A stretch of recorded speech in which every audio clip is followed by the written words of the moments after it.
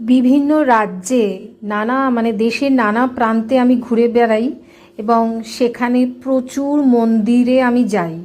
কিন্তু আমি সত্যি কথা বলতে আমি ঈশ্বরে ভীষণ রকম বিশ্বাসী, কিন্তু আমি একদম অন্ধবিশ্বাস করি না। আমি কখনো মনে করি না কাজকর্ম না করে শুধু ওই মন্দিরে ঘুরে বেড়ালেই আমার জীবনে অনেক উন্নতি হবে।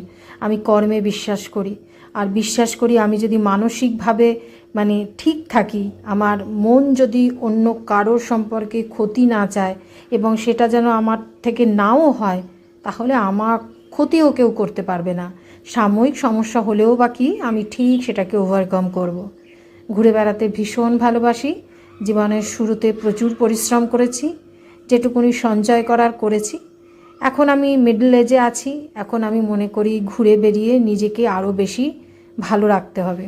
কারণ আর কত সংসারে দায় দায়িত্ব টেনশান এগুলো নেব, এসব করতে করতে তো অসুস্থ হয়ে যাব।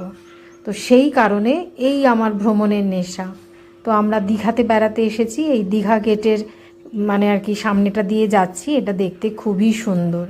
সত্যি কথা বলতে বাইরে ঘুরতে গেলে মনের মধ্যে যে কি একটা আনন্দ হয় না, যেন মনে হয় আমার জীবনে কোনো দুঃখ কষ্ট কিছুই নেই। আর ঠিক এই কারণে প্রথম জীবনে পরিশ্রম করে অর্থগুলো সঞ্চয় করা দরকার। তাহলে আপনি ঠিক বাকি জীবনটা নিজে যেভাবে চাইবেন সেভাবেই কাটাতে পারবেন। কারণ অর্থের মূল্য অনেক। তাই প্রথম জীবনে সঞ্চয় করুন, তারপরে সেই সঞ্চয়টা আপনি নিজের ওপর ইনভেস্ট করুন।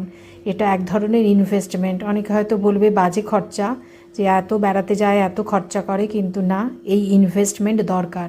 এটা করলেই আপনি শেষ জীবনটা অনেক ভালো থাকতে পারবেন।